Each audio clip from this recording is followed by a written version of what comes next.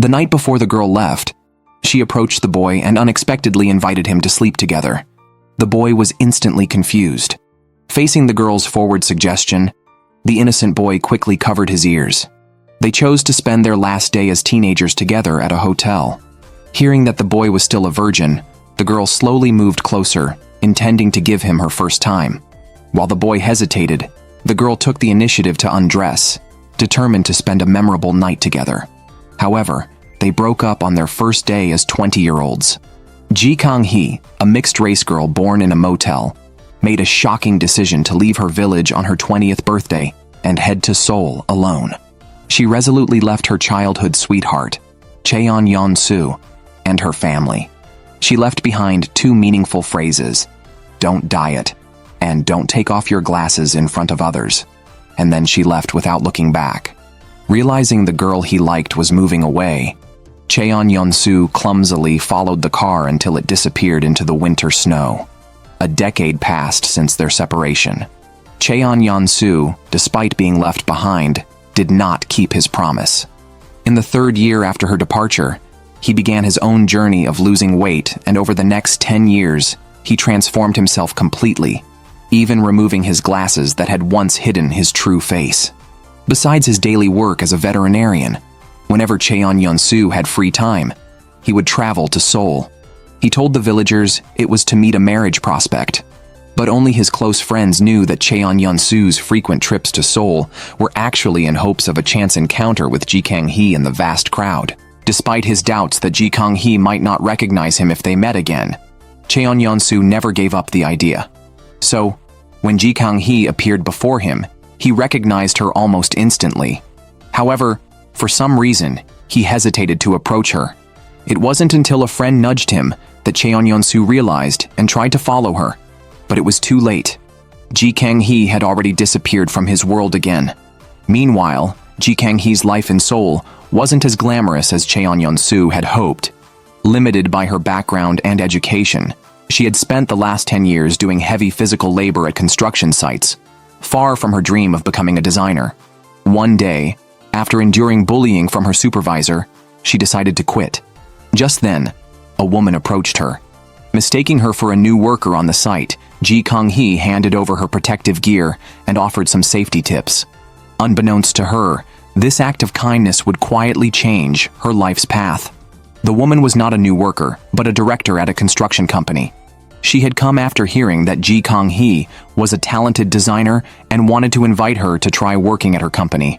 Initially, Kang-hee refused the director's offer, believing that companies only valued degrees, which she did not possess.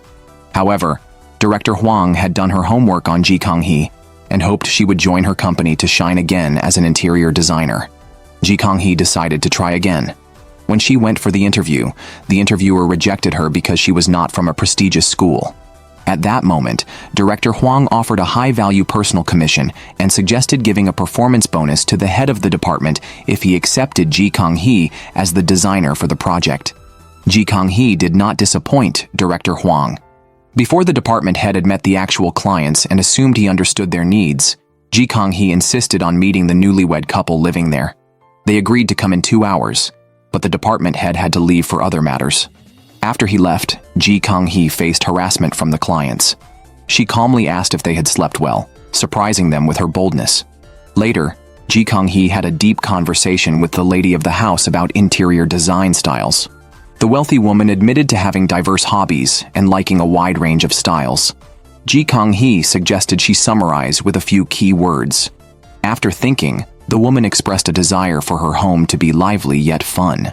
She dreamed of having her own comic book room, a space to immerse herself in comics without concern for others' opinions. Inspired, Kang-hee proposed dividing the room into a mezzanine, with the upper level as the lady's private secret space to enjoy comics, and the lower level as a fun area to entertain friends. The client was very satisfied. Back at the studio, Kang-hee immediately started on the intense design work, quickly developing a perfect design plan. However, when Kang-hee eagerly presented her proposal to the department head, he rejected it. He openly admitted his biases, believing that those with outstanding education, background, and appearance are superior. In his view, Ji Kang-hee lacked a prestigious degree, came from an ordinary family, had a plain appearance, and wore unattractive smoky makeup daily. Ji Kang-hee tried to argue that the client might like her proposal, but the department head insisted she didn't understand the client's needs. He revealed that the apartment was being furnished by the client as an unlimited budget wedding gift for a friend. He argued that someone from a lower social standing like Ji Kang-hee could not comprehend the thoughts and lifestyles of the wealthy. Subsequently, the department head decided to fire Ji Kang-hee. Director Huang, who had brought Ji Kang-hee into the company, tried to intervene but was mocked by the department head. At that moment, Ji Kang-hee overheard their conversation, stormed into the office and furiously berated the department head. She accused him of plagiarism, stealing team members' designs, and lacking taste and integrity. After venting her anger, Ji Kang-hee resigned and left. On her way home, snowflakes began to fall. Ji Kang-hee's thoughts drifted back to her childhood, recalling the times she and Cheon-yeon-soo enjoyed ice cream in the snow. Little Kang-hee told little Cheon-yeon-soo that eating 10 bites of the first snow would lead to marrying one's first love. Little Yeon-soo took this seriously, his greatest dream being to marry Kang-hee. Unbeknownst to both Ji Kang-hee and Cheon-yeon-soo, at that very moment they passed by each other, missing a chance for reunion. Soon after, bad news spread through the village. Cheon-yeon-soo's grandfather had passed away. The villagers speculated that although Ji Kang-hee was not his biological granddaughter, she was his favorite. They wondered if she would return to the village. Amid these hopes, Ji Kang-hee, who had been away for 10 years, finally came back. Seeing his first love return, Cheon-yeon-soo was overwhelmed with emotion and rushed to embrace Ji Kang-hee tightly. However, Ji Kang-hee looked confused, not recognizing who he was until she heard Cheon-yeon-soo's familiar voice and realized that the chubby boy from her childhood had transformed into a handsome man. Ji Kang-hee quickly left without catching up with Cheon-yeon-soo or greeting old friends. Relatives and neighbors gossiped about her, mocking them as the wimpy Motel family. Ji Kang-hee grew up in a motel run by her father, where she was bullied by a village bully who ridiculed her from childhood and continued into adulthood. This time she chose not to remain silent, but retaliated boldly by dumping a bowl of noodles on the bully's head. After her bold comeback, Ji Kang-hee walked away, but the bully, relentless, threw a bottle at her. Fortunately, Cheon-yeon-soo appeared in time to protect her. The once timid and chubby boy had now become strong and fiercely beat up the bully. Cheon-yeon-soo asked his friends to escort Ji Kang-hee away while he stayed behind to handle the situation. Afterwards, Ji Kang-hee returned to her rental apartment in Seoul. She had hoped to succeed in the big city, but life proved tougher than expected. She achieved nothing and had just been fired by her boss. However, that evening, Ji Kang-hee unexpectedly received a call from Gyum Seok-kyung, the owner of a villa. She then remembered that the previous night, after drinking heavily, she had gone to the balcony and vented her frustrations to Gyum Seok-kyung. Intrigued by her, Gyum Seok-kyung, a third-generation wealthy individual who had never met such an interesting girl before, asked why she had drunk so much. Ji Kang-hee explained she didn't want to have any regrets.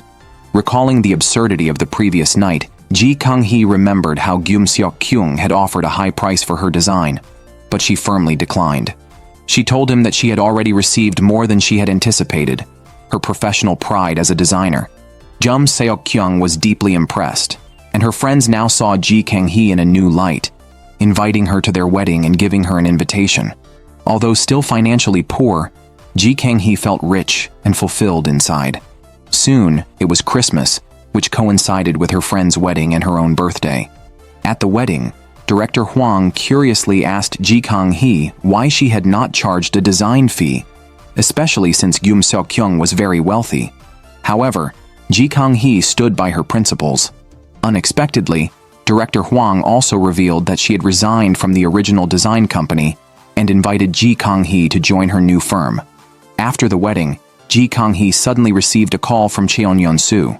When she heard a woman's voice on the other end, she hung up without hesitation. She then received a call from her father. Every year on her birthday, her father would come to Seoul to celebrate with her. To handle her father, Ji Kang-hee reluctantly came up with an idea. She hoped Gyum Seok-kyung would help her stage a play. Gyum Seok-kyung readily agreed. When they entered the hotel room arm in arm, they were unexpectedly met by Cheon-yeon-soo. Kang-hee was instantly at a loss, but Seok-kyung remained composed, deliberately embracing Kang-hee and declaring that he would take responsibility for her in the future. Cheon-yeon-soo dressed up in a hotel to meet his first love, who had disappeared for 10 years, only to see Kang-hee with another man. Kang-hee, who brought a man just to deceive her father, was shocked to encounter her first love and nervously claimed she entered the wrong room, blaming her father. This deepened Cheon-yeon-soo's pain, who had waited 10 years and still remembered their night together as if it was yesterday. He had promised to wait for her. Now, seeing her with someone else, he felt no reason to wait any longer. However, as he was leaving, he imagined Kang-hee embracing him at the door. But in reality, she just walked past him indifferently. Both loved each other, but Kang-hee endured rumors for 20 years about her mother and her mixed-race heritage, which forced her to leave the village and cut ties with her past, including Cheon-yeon-soo. Yet, she still loved her childhood sweetheart, and Cheon-yeon-soo could not forget her, keeping a drink she gave him 10 years ago unopened. He even brought her a Christmas gift. Kang-hee, surprised by his unchanged affection after 10 years and his lack of other relationships, listened as Cheon-yeon-soo explained he had been waiting for her, loving only her all his life. Overwhelmed, Kang-hee momentarily couldn't speak, using the excuse of putting on a necklace to hide her excitement. Despite her initial calm, Cheon-yeon-soo's passion and heartfelt expressions warmed the room until his mother unexpectedly called at a critical moment. When Kang-hee heard Cheon-yeon-soo's mother's voice, she was haunted by nightmares again. Her thoughts returned to the relentless rumors she faced from her villagers over the past 20 years. Thus, when Cheon-yeon-soo returned from the call, Kang-hee expressed her decision to leave. Reminded of why they couldn't be together, Cheon-yeon-soo's mother had also opposed their relationship. Kang-hee slowly removed her necklace and suggested Cheon-yeon-soo give it to a girlfriend in the future. Surprisingly, a single phone call had defeated their love. Cheon-yeon-soo wanted to keep Kang-hee but respected her choice because of his love. Afterward, they lived separately without contact. To survive, Kang-hee reluctantly accepted a project proposed by Seok-kyung, which turned out to be designing a chain of motels. Kang-hee was resistant. She explained that motels were frowned upon because her family owned one, leading to her childhood discrimination. Her peers avoided her, and she questioned her father if motels were bad places. Her father had reassured her that motels were just places for rest, providing guests with comfort. However, Kang-hee felt deceived since childhood, seeing motels as disreputable. Kang-hee initially refused the project, but changed her mind when Seok-kyung offered 50 million as a design fee advance. She began working on it, but encountered a childhood bully during a motel research trip in Seoul. The bully mocked her unabashedly and started spreading rumors that he saw Kang-hee being intimate with a man. Cheon-yeon-soo, in fury, beat up the bully, who then left dejectedly. Kang-hee was baffled to discover that the chain hotel she was designing was located in her hometown. She was adamant about not wanting to return there for the project. Unfortunately, Director Hwang, who intended to do the site survey himself, was involved in a car accident. Kang-hee had no choice but to step in and lead the project, reluctantly returning to the village with Seok-kyung fully equipped. To her dismay, Seok-kyung took her to the California motel, leaving her father utterly shocked. Seok-kyung quickly introduced her as a key company asset and top designer.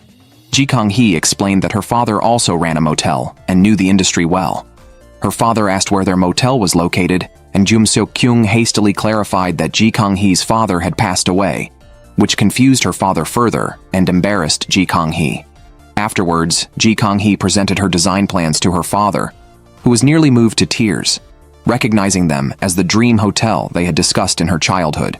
Kang-hee excused herself to visit the construction site, but encountered another incident on the way. Cheon-yeon-soo was teaching his colleague Yin-lan to drive. Everything was going smoothly until a car appeared ahead, causing a panicked Yin-lan to mistakenly hit the accelerator instead of the brake. Fortunately, they stopped in time, avoiding an accident. Cheon-yeon-soo comforted a stunned Yin-lan by carrying her out of the car. However, people from the car in front also got out, and it turned out they knew each other. Cheon-yeon-soo was holding another woman when he saw Kang-hee, who turned and walked away. Cheon-yeon-soo quickly followed her. Kang-hee asked him not to tell others she had returned, planning to leave quietly after finishing her work.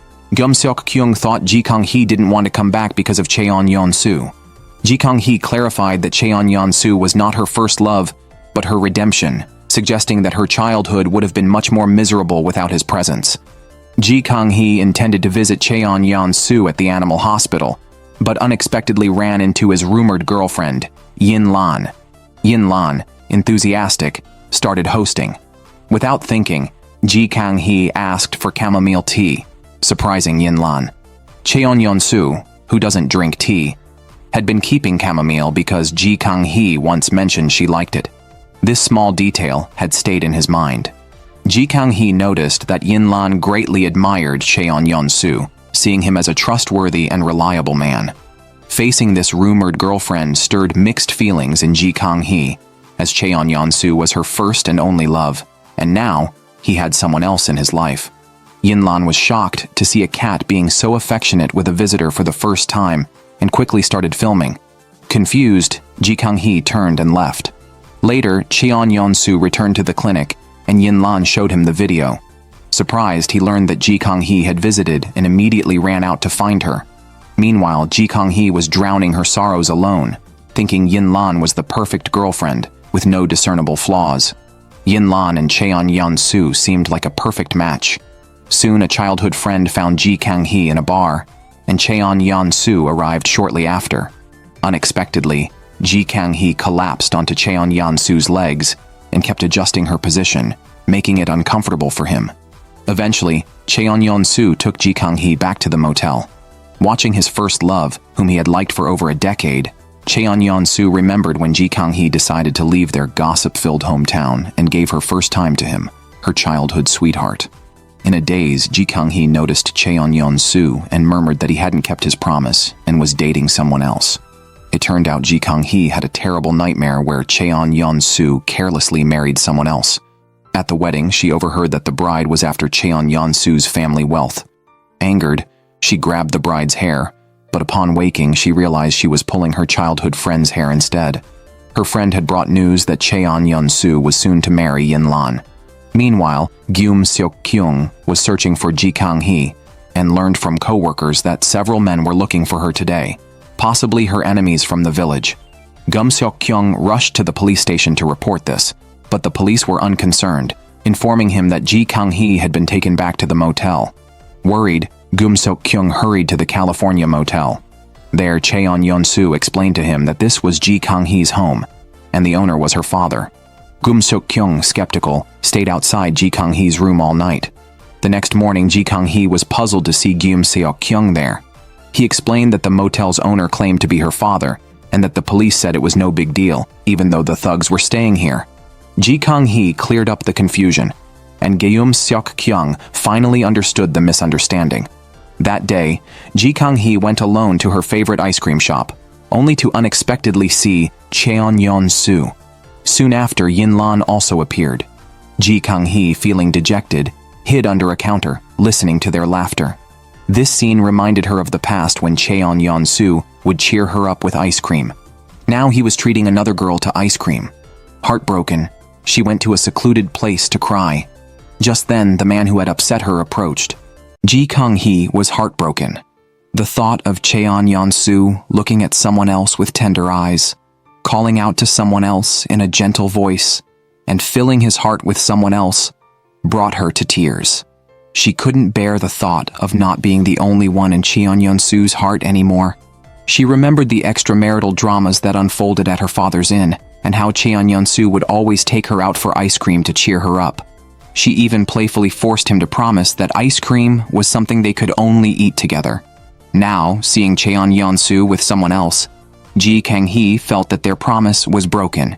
She didn't give Cheon-yeon-soo a chance to explain and just walked away.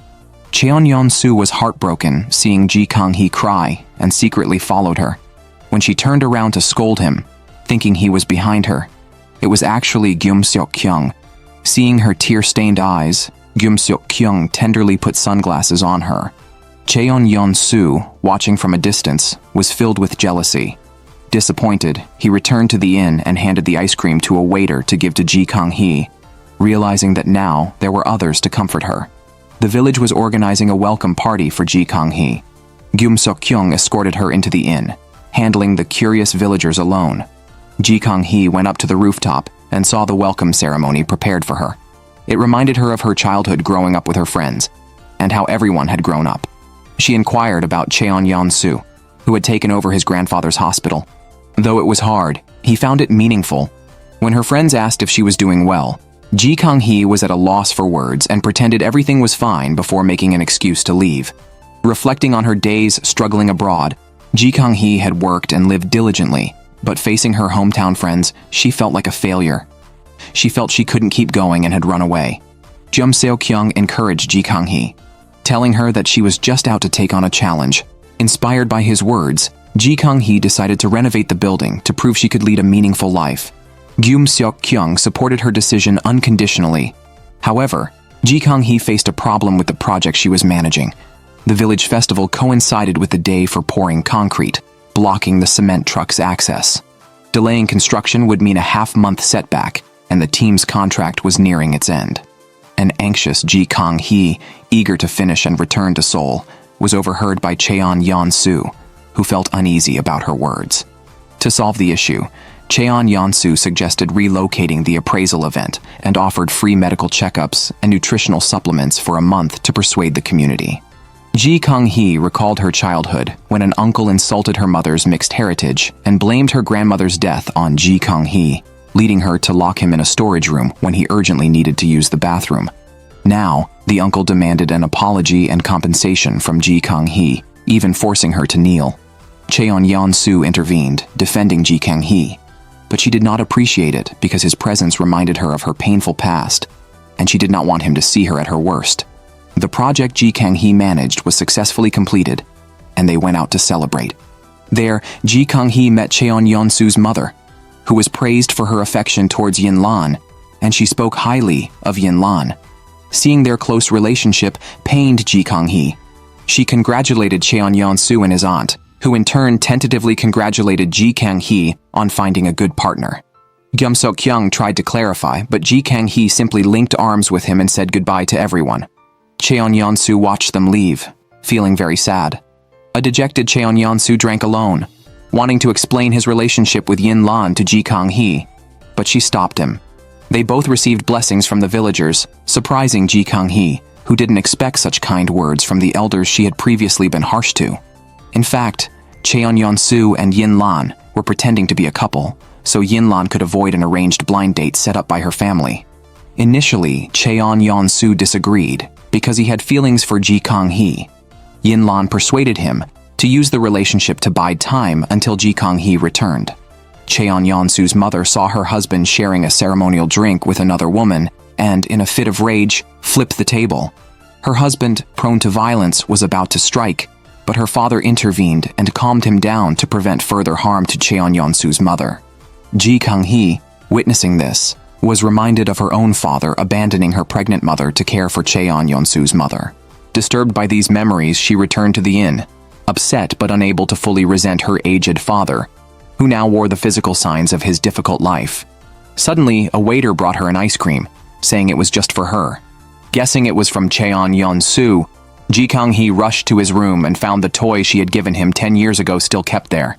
She ran out to look for Cheon-yeon-soo, who was playing the piano alone in the park, still honoring their old agreement. Overwhelmed, Kang-hee finally mustered the courage to confront her feelings. Breathless, she asked Cheon-yeon-soo why he always helped her and if he liked her. Cheon-yeon-soo responded that all he could do now, as a rejected first love, was these small acts. He couldn't wipe away her tears or hold back her happiness. That was all he felt he could offer. Was that not enough? Kang-hee refused to let him say this was the end or decide their story on his own. Misunderstanding her, Cheon-yeon-soo thought Kang-hee disliked him and didn't want to burden her or make her angry. He only asked for time to forget her. Heartbroken, Kang-hee, who had intended to confront her feelings openly, returned disappointed and angrily threw away the ice cream that held their memories. Everyone was talking about Cheon-yeon-soo and Yin-lan's supposed marriage, making Kang-hee feel uncomfortable. She sat alone outside, drinking beer dejectedly. Everyone mistakenly thought Cheon Yeon-soo and Yin Lan were getting married. Cheon Yeon-soo decided to end their rumored relationship after learning that Yin Lan knew he had been waiting for Kang-hee.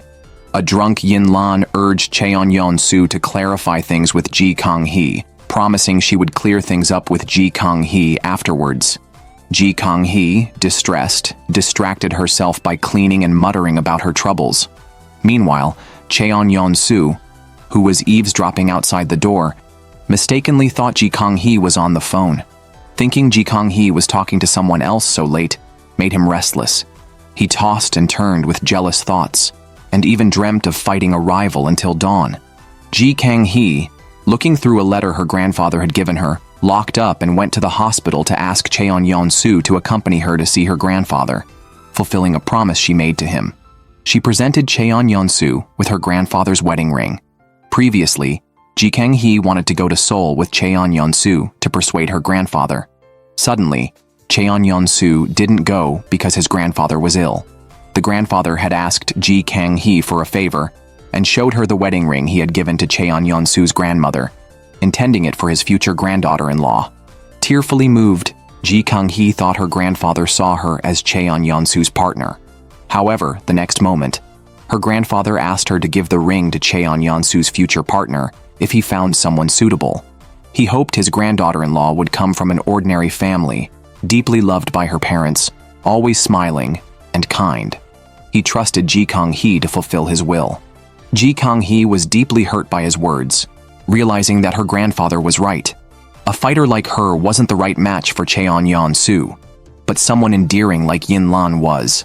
She wished for Cheon Yeon-soo to live happily there, and then turned and left.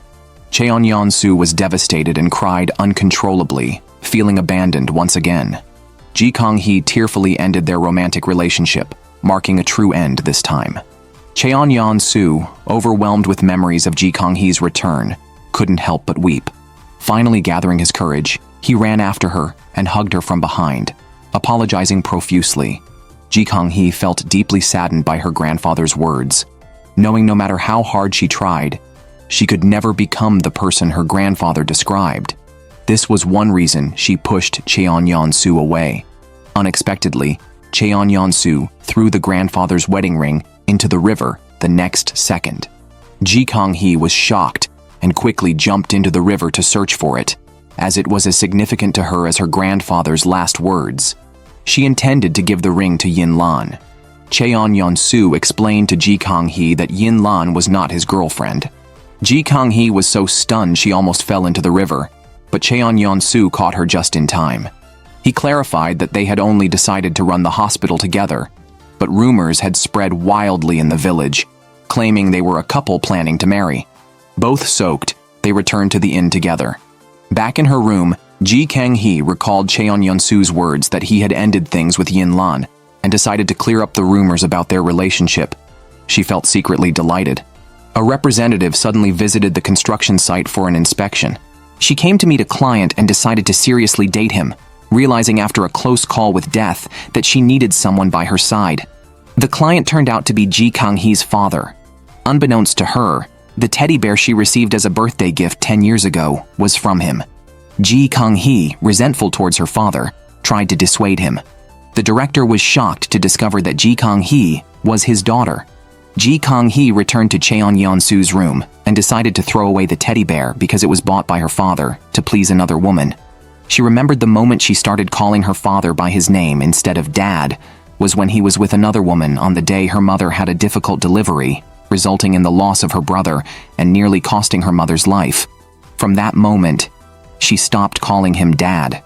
Just thinking about that day filled Kang-hee with resentment. Kang-hee told Cheon Yeon-soo that at the moment her brother died, her father was with Cheon Yeon-soo's mother in Seoul catching the con artist who had deceived Cheon Yeon-soo's mother. Kang-hee could never forgive her father and Cheon Yeon-soo's mother. After packing up, Kang-hee prepared to leave and return to her home in Seoul, where she could finally breathe freely. That day, Seok-kyung suddenly received a call from Kang-hee, who wanted to know how he was getting along with Cheon Yeon-soo. In front of Cheon Yeon-soo, Seok-kyung loudly flaunted their relationship. Ji Kang-hee wanted to make Cheon-yeon-soo jealous, but she soon hung up. In response, Cheon-yeon-soo hurriedly called a friend, desperately needing someone to talk to, but the friend hung up immediately due to being busy. Cheon-yeon-soo pretended to continue the conversation, and Gyum-seok-kyung also pretended to still be on the phone with Ji Kang-hee. Gyum-seok-kyung approached Cheon-yeon-soo and continued to boast. Cheon-yeon-soo, feeling lonely, browsed through Gyum-seok-kyung's social media and saw photos of Ji Kang-hee, which saddened him. Ji Kang-hee learned that villagers were always trying to matchmake for Gyum-seok-kyung, which surprised her. She was curious how her friend knew so much, stating they had been friends since they were in their mother's wombs. She believed that friendship was harder to break than love because it lasts forever. This gave Ji Kang-hee new insights, and she wondered if she could just be friends with Cheon-yeon-soo. Thus, Ji Kang-hee returned to the inn and told Cheon-yeon-soo that since trying to forget something only made them think of it more, they might as well just be friends. Cheon-yeon-soo silently watched her, then suddenly kissed Ji Kang-hee. Ji Kang-hee was shocked as old feelings resurfaced, and the two became intimate in the room, unable to restrain themselves. Downstairs, her father sensed something was amiss, thinking Gyum-seok-kyung was with his daughter. He prepared some food and hurried over to interrupt them. Caught off guard, Ji Kang-hee quickly told Cheon-yeon-soo to hide. Her father grew suspicious about what she was hiding in the room. Just then, Gyum-seok-kyung appeared, and realizing it wasn't him in the room with Ji Kang-hee, her father was relieved. Meanwhile, Cheon-yeon-soo in the next room reminisced about their intimate moment. They called each other and agreed to meet on the rooftop. Cheon-yeon-soo thought they had been very affectionate and Ji Kang-hee had enjoyed it. They simply couldn't just be friends. Cheon-yeon-soo expressed that if he had known Ji Kang-hee would leave him, he wouldn't have slept with her. Their first time was a cherished experience for him, but seemingly insignificant to Ji Kang-hee, which hurt him deeply. For Ji Kang-hee, it was also her first time, but what could she do now? After the project, she still planned to leave. Ji Kang-hee decided enough was enough. She was tired of the back and forth. Surprisingly, Cheon-yeon-soo quickly agreed this time, deciding it was best they part ways. After repeated pushbacks and rejections, Cheon-yeon-soo was truly upset this time. When he saw Ji Kang-hee outside, he ignored her.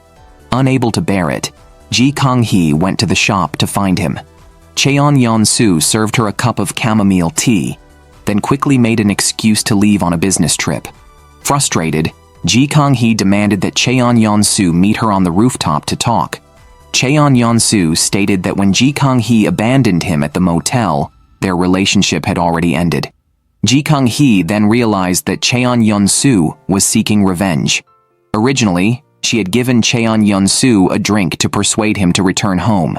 In turn, he gave her chamomile tea to make her leave. Ji Kang-hee was surprised to see Cheon-yeon-soo acting so childishly now. Previously, no matter what she said, Cheon-yeon-soo would understand and accept it. One day, Yin-lan asked Ji Kang-hee to help build a donkey shed, but Cheon-yeon-soo insisted on building it himself. Gyum-seok-kyung stubbornly offered to help, and their slow progress was frustrating. Ji Kang-hee arrived and took them to the construction site to gather materials. With her help, the donkey shed was quickly completed, a skill Ji Kang-hee had picked up on the site because she had always dreamed of having her own room and had promised to reserve one for Cheon-yeon-soo, a request he had made but now forgotten, leaving Ji Kang-hee feeling disappointed. Cheon-yeon-soo wanted to invite Ji Kang-hee to dinner because he did not want to owe her anything.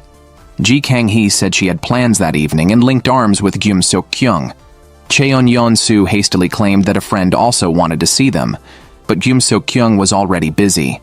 Ji Kang-hee refused to join, and a friend invited Cheon-yeon-soo to dinner, but he, looking dejected, also declined. That evening, he sat alone in the park, reminiscing about the times when Ji Kang-hee drew houses in the snow as a child. There was a time when simply being friends had made him very happy, without the complications of confessions or breakups, and they could meet for a lifetime. While drinking alone, Cheon-yeon-soo suddenly encountered Gyum-seok-kyung at the same spot. Soon, the two rivals ended up drinking together, getting so drunk that they passed out and woke up on the same bed. Recalling parts of last night, Gyum-seok-kyung remembered that Cheon-yeon-soo was Ji Kang-hee's childhood friend, and wanted to get along with him. After some thought, Cheon-yeon-soo agreed, considering it wise to keep an enemy close. He had something to say to Ji Kang-hee. He decided to be friends with her. Ji Kang-hee was surprised. Gum Seo-kyung excitedly helped them shake hands and make peace. Suddenly, Yin-lan received a bouquet signed by Cheon-yeon-soo, along with tickets for a show titled Will You Marry Me? Clearly, it was a marriage proposal. However, the flowers and tickets were actually arranged by Cheon-yeon-soo's mother, which frustrated Cheon-yeon-soo. When Ji Kang-hee finished work and met Yin-lan, she learned that Cheon-yeon-soo had sent flowers for the first time. Ji Kang-hee felt jealous, noting that Cheon-yeon-soo had never given her flowers. Cheon-yeon-soo wanted to buy her some, but Ji Kang-hee refused, saying it was too late. Cheon-yeon-soo didn't understand why friends couldn't give each other flowers. Ji Kang-hee was preparing to return to Seoul for a meeting. She ended up sitting next to Cheon-yeon-soo on the bus. Although reluctant, they started chatting about life in Seoul. She mentioned how tough her life had been before joining the company. Unintentionally, Ji Kang-hee fell asleep on Cheon-yeon-soo's shoulder. He felt it was okay between friends and hoped Ji Kang-hee would show him around Seoul in return. They dined together, and Cheon-yeon-soo couldn't help staring at Ji Kang-hee, mesmerized. Ji Kang-hee picked a piece of fish for him, which quickly cheered him up, and he couldn't help but giggle during the meal. After eating, Ji Kang-hee invited Cheon-yeon-soo to visit her home, suggesting that friends could host a housewarming party. Cheon-yeon-soo entered Ji Kang-hee's room with a gift. Over the past 10 years, Ji Kang-hee had lived in a dormitory, then a semi-basement, and finally moved here. She had always worked hard and wanted Cheon-yeon-soo to see her place. Ji Kang-hee wanted to kiss Cheon-yeon-soo as a friend, but he pushed her away, restraining himself because that would cross the boundaries of friendship. Cheon-yeon-soo, reminiscing their sweet past, bought a flashlight and teased Ji Kang-hee in the way she used to tease him, jokingly asking if she wanted to sleep with him. Ji Kang-hee was startled at first, but then realized Cheon-yeon-soo was joking. She could hardly believe it was really Cheon-yeon-soo and pinched his face, leading them back to their playful old selves. The air was filled with a teasing intimacy, but Cheon-yeon-soo quickly sensed something was wrong and escaped to the bathroom to remind himself that they were just friends. Cheon-yeon-soo wondered if Ji Kang-hee missed him, considering he was her first man. Thinking Cheon-yeon-soo was drunk, Ji Kang-hee watched as he grew jealous and asked her how many men she had dated in Seoul, pulling her close and questioning if he had changed or if she only liked the person he used to be. They drew closer, and the atmosphere became extremely charged. Just as they were about to become intimate, Ji Kang-hee suddenly excused herself to the bathroom. Inside, she carefully applied makeup. Meanwhile, Cheon-yeon-soo waited eagerly outside. When Ji Kang-hee emerged, looking refreshed, Cheon-yeon-soo had passed out drunk, leaving her speechless. Ji Kang-hee resignedly covered him with a blanket and tenderly kissed his forehead while he slept. The next day, they encountered Geum Seo-kyung, who looked at them suspiciously and directly asked if they had slept together. Ji Kang-hee hurriedly explained that they were just friends. When parting, Cheon-yeon-soo suddenly pulled Ji Kang-hee off the bus, saying he wanted to stay in Seoul for another day to see what life with Ji Kang-hee in Seoul would be like. They quickly agreed on this plan. Cheon-yeon-soo had rejected the marriage proposal arrangement made by his mother. When Cheon-yeon-soo's mother learned he had gone to Seoul the previous day, and that Ji Kang-hee had also returned to Seoul, she felt uneasy. Her intuition told her that her son must be with Ji Kang-hee. Cheon-yeon-soo and Ji Kang-hee enjoyed sweet dates together. They listened to music with earphones on the bus, walked while eating ice cream, visited the dormitory where Ji Kang-hee had once lived, and lay together on the small bed reminiscing about the past. Cheon-yeon-soo gave Ji Kang-hee a teddy bear, and in return, she gave him the large teddy bear from his room, as it had spent more time with Cheon-yeon-soo. However, the sweetness was short-lived. Ji Kang-hee suddenly received a call from a friend, which turned out to be Cheon-yeon-soo's mother. She angrily questioned if Ji Kang-hee was with Cheon-yeon-soo and demanded to speak to him. When the phone rang again, Cheon-yeon-soo hung up directly. Ji Kang-hee felt that if Cheon-yeon-soo had come with her to Seoul 10 years ago, their relationship might have ended then. Cheon-yeon-soo, however, felt that they were now mature enough to face everything. But they both knew that despite ignoring the rumors, their parents remained an insurmountable barrier between them. Cheon-soo had always indulged his mother due to a childhood guilt.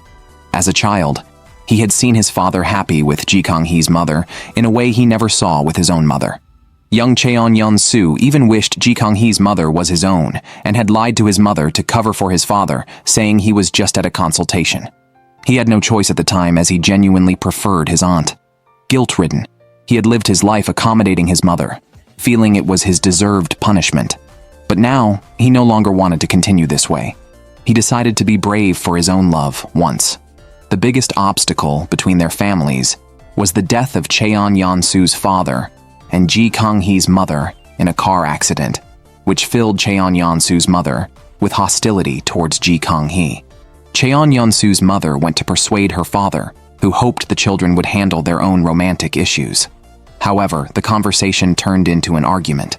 Cheon-soo's mother accused Kang-hee of being like her mother, bringing men from Seoul and coveting her son. Watching his wife and daughter being slandered, her father finally lost his patience and sternly rebuked her, reminding her to understand her own troubled and pitiful life, which hadn't changed even with a new name. He couldn't understand why people made such unpleasant assumptions when his daughter and Cheon-soo had only shared a bus ride. Kang-hee also faced trouble at the construction site.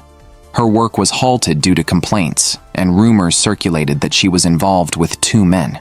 Seok-kyung didn't understand why Kang-hee had reported the work stoppage directly to the representative. Kang-hee decided to return to Seoul because she couldn't find peace at the construction site. Upon arriving at the hotel, Cheon-soo's mother scolded her, accusing her of being a copy of her own mother, rejecting a promising future as a restaurant heir to stick with Cheon-soo under the guise of friendship. She couldn't understand when Kang-hee would show her true colors, and firmly stated she would never let Cheon-soo be with such a woman. She forced her son to choose between her and Kang-hee. Cheon-soo, concerned about his mother's health as she had left the hospital, insisted on sending her away. Kang-hee felt helpless. Seok-kyung came to have a heart-to-heart with her and presented a necklace he had picked out, suggesting she use his rumors to overshadow the hurtful gossip since he was still officially her boyfriend. Kang-hee was comforted by the necklace. Cheon-soo remembered Kang-hee's words about not being able to change their parents. Recalling the despair when their loved ones died, he made a decision. He took his mother to a place she had always longed to visit. There, Cheon-soo fully expressed his childhood guilt to his mother and resolved to be with Kang-hee, no longer wanting to see her hurt or suffer. Cheon-soo stopped Kang-hee from leaving, and both had things to say to each other. He grabbed Kang-hee's hand and they ran wildly until they were alone. There, he passionately kissed her, determined to be in a relationship with her. Cheon-soo suddenly confessed his feelings to Kang-hee, who was both surprised and delighted. Cheon-soo promised that he would only have eyes for her, make her happy, and never let go of her hand. Overjoyed, Kang-hee hummed a tune happily. Suddenly, she remembered her arrangement with Seok-kyung, who wanted to use rumors about him and Kang-hee to distract from village gossip, allowing a project to restart. He even gave her an expensive necklace, saying she could return it after the project if it felt like a burden. Conflicted, Kang-hee shared this with Cheon-soo, who understood since it was work-related and was relieved it wasn't too late. The couple, deeply in love, flirted sweetly at the dinner table. Then, Kang-hee received a call from Seok-kyung and followed a path of roses outside, leading her to a marriage proposal scene. Seok-kyung sang on stage, exciting the villagers, but Kang-hee was bewildered and prayed he wouldn't come over. However, he approached with a ring and proposed on one knee. Speechless, Kang-hee didn't know what to say. Meanwhile, Cheon-soo wanted to buy the necklace in a picture, but was told by the shop owner that such a designer piece was too expensive and advised it was better to buy a house instead. Feeling discouraged, Cheon-soo began to work hard to earn money. After the failed proposal, a dejected Seok-kyung faced mockery from a rival who accused him of showing off, while his friend envied Kang-hee. Seok-kyung met with Cheon-soo, agreeing to be lifelong friends and questioning why Cheon suddenly changed his mind. Cheon-soo confessed he couldn't just be friends with Kang-hee. He wanted to protect her, live with her, and hoped for a daughter as beautiful as her. Seok-kyung unintentionally learned a lot about them, Not about their deceased parents, but about the real-life challenges they faced. Jeum Seok-kyung promised not to interfere but made it clear that if Cheon-yeon-soo ever hurt Ji Kang-hee, he wouldn't stand by idly. The next day, to ensure a successful date, the couple surprisingly asked 3 childhood friends to escort them on their secret date. Cheon-yeon-soo withdrew his fixed deposit savings to let his girlfriend choose an expensive ring. Ji Kang-hee chose what she believed to be the prettiest style, which the shop owner quietly informed her was the cheapest and praised her for being thrifty. Cheon-yeon-soo wondered if a diamond-set ring would be prettier, but Ji Kang-hee insisted her choice was the most beautiful, thinking it would save him money. Both were thrilled as they put on the rings. Cheon-yeon-soo promised to buy Ji Kang-hee a better ring in the future, but she felt his sentiment was enough. The couple couldn't resist stealing kisses in public and were caught by a surprised neighbor who quickly left. Unaware, the couple continued their intimate moments. Later, Ji Kang-hee had to return to Seoul to confirm an order. Cheon-yeon-soo was reluctant to let her go. Meanwhile, Jeum Seok-kyung was lost in thought at his computer. Ji Kang-hee returned the necklace to him, seeing him look defeated for the first time. Friends thought it was the first time he felt beaten by someone else. Ji Kang-hee drove her friend home but stumbled upon her friend's husband cheating. She urged her incredulous friend to get out of the car, intending to crash into them, but her friend suddenly felt a severe stomach ache from the stress. Ji Kang-hee rushed her to the hospital. Cheon-yeon-soo's mother arrived and informed Ji Kang-hee's father about their children's relationship. Ji Kang-hee's father strongly opposed the marriage, feeling it was better to marry her to a sole heir rather than see her mistreated by Cheon-yeon-soo's mother. Representative Hwang suddenly inspected the construction site, making Ji Kang-hee feel like she was dealing with a mother-in-law. Hwang wanted to be more like a mother to her. With a heavy heart, Ji Kang-hee's father asked his daughter if she could stop seeing Cheon-yeon-soo if he didn't pursue a relationship with Representative Hwang. Cheon-yeon-soo was soon called in. He had believed his uncle would support them, but this time was different. He knew how much Cheon-yeon-soo loved his hometown, and how much Ji Kang-hee disliked it. He didn't want them to suffer. Ji Kang-hee felt that, since she was 10, her father had never fulfilled his duties and was now interfering. The couple decided to go to Seoul to finish what they hadn't completed and agreed to meet at the parking lot with their packed bags. When Ji Kang-hee came out, she encountered Cheon-yeon-soo's mother, who angrily cursed Ji Kang-hee, saying she would suffer divine retribution like her mother. Looking at an old photo, Ji Kang-hee wished Cheon-yeon-soo's father was her own, because he always made her mother smile. Just as Cheon-yeon-soo did, she hoped his aunt was his mother, reflecting on how they had been accomplices even as children. She doubted whether their relationship could truly work. Cheon-yeon-soo drove a truck at night while Ji Kang-hee felt restless. He held her hand to comfort her on the dark mountain road. Suddenly, Ji Kang-hee saw a car ahead and, reminded of her mother's car accident, panicked and urged Cheon-yeon-soo to stop, yelling that there was an accident. Cheon-yeon-soo saw nothing, but suddenly a truck came head-on. They nearly collided, but Cheon-yeon-soo swerved just in time. However, Ji Kang-hee was injured and taken to the emergency room. Cheon-yeon-soo felt immense guilt, though thankfully, the medical checks showed no abnormalities, but she remained unconscious. Cheon-yeon-soo's mother hadn't expected her curse to come true. Despite her resistance to Ji Kang-hee dating her son, she didn't wish harm on her. Suddenly, Ji Kang-hee woke up, and everyone breathed a sigh of relief.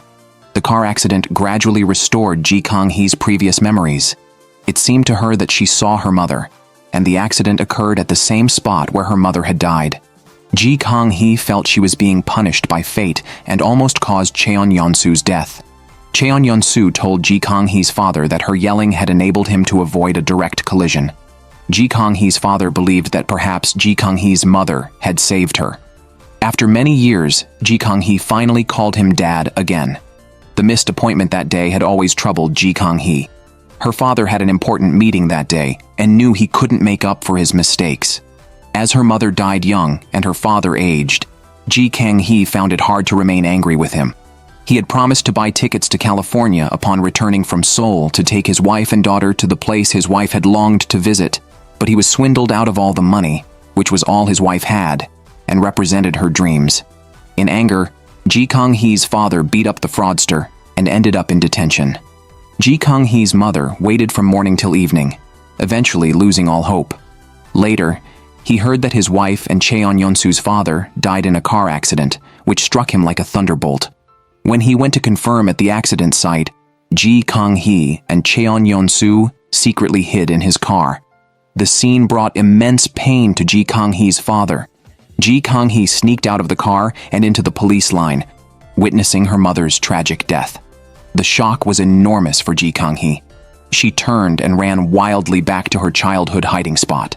Cheon-yeonsu followed and found her there, very concerned about her well-being. Ji Kang-hee wondered if Cheon-yeonsu had come here looking for her before, unsure if it was a childhood memory or a dream. Cheon-yeonsu mentioned that he remembered calling her name here as a child, insisting that he didn't want to be number 3. From a naive childhood to adulthood, his wish was to always stay by Ji Kang-hee's side. Ji Kang-hee is heading to Seoul again. It turns out that Gyum Sok-kyung is the reason she can work comfortably on the construction site. Cheon-yeonsu is looking forward to her quick return. While cleaning her house in Seoul, Ji Kang-hee suddenly discovers a teddy bear under the sofa. Reaching for it, she experiences a flashback of her childhood. She remembers being afraid of being abandoned by her mother, tying their legs together with yarn at night. Her mother told her she loved her, but was gone by morning. When Ji Kang-hee witnessed her mother's tragic death, she recalled chasing after her that day and finding her with Cheon-yeonsu's father. In anger, Ji Kang-hee blocked the car's exhaust with a doll and couldn't accept that she caused their deaths, leading her to run away until she lost consciousness from the shock. Cheon-yeonsu eventually found her at their usual playspot, and Ji Kang-hee lost her memory of these events. The horrific image of her mother's death haunts her, and standing before her mother's ashes, she cries and continuously apologizes. Cheon-yeonsu has driven from daylight to find Ji Kang-hee in Seoul and waits until evening for her return. He is filled with concern and wants to stay with her overnight, but Ji Kang-hee, full of sorrow, wishes to end things with him. Cheon-yeonsu is panicked, not knowing what happened. If Ji Kang-hee needs time alone, he is willing to wait until she is ready to talk. He urges her not to suffer for too long. Ji Kang-hee, saddened, sits in her father's room, listening to him play a new song he wrote. Ji Kang-hee's father feels he has wronged his daughter. Ji Kang-hee doesn't understand why her parents had her if they didn't want her. Her father calls it the silliest question in the world. He was thriving in an indie band, but gave it up to focus on his daughter and wife. Ji Kang-hee resents that he didn't focus on her mother, which he admits was the biggest mistake of his life, causing Ji Kang-hee to lose her mother. Ji Kang-hee dislikes the overly tender atmosphere, as if she must choose to forgive and reconcile. Before she accepts her father's apology, before she apologizes, Ji Kang-hee hopes her father lives a long life. While walking in the flower fields, Cheon-yeonsu's mother and uncle received a call from Ji Kang-hee. Having said hurtful things before, she was afraid to meet Ji Kang-hee. However, Ji Kang-hee had no ill intentions and apologized for past matters. Then, Ji Kang-hee called Cheon-yeonsu out. Cheon-yeonsu sensed that Ji Kang-hee wanted to break up and decided to share his thoughts first. He had left a heartbroken Ji Kang-hee alone in Seoul that day and pondered a lot. He wondered what to do if Ji Kang-hee mentioned breaking up again and thought he should be prepared. Cheon-yeonsu's first life goal was to be Ji Kang-hee's top priority. His first setback was not being able to go to Seoul with her. Ji Kang-hee made him a man, his first woman, and the first person he wanted to make happy. He told Ji Kang-hee again how much he loved her, but she was inconsolable. The words, "I love you," had become a shadow in Ji Kang-hee's heart. After her mother had said she loved her, she packed all of Ji Kang-hee's clothes, planning to run away with Cheon-yeonsu's father. But at that time, Ji Kang-hee had stuffed the teddy bear into the car's exhaust pipe. Cheon-yeonsu did not understand her actions. Finally, Ji Kang-hee confessed that she had caused the accident that day. She felt responsible for the deaths of her mother and uncle, causing Cheon-yeonsu to lose his father and her father to lose his wife. She considered herself a murderer and realized that "I love you" was said at the time of leaving. Cheon-yeonsu was heartbroken. He pleaded with Ji Kang-hee not to tell him, but Ji Kang-hee, unable to forgive herself, decided to leave anyway. Ji Kang-hee once again made the painful decision to let go of Cheon-yeonsu's hand.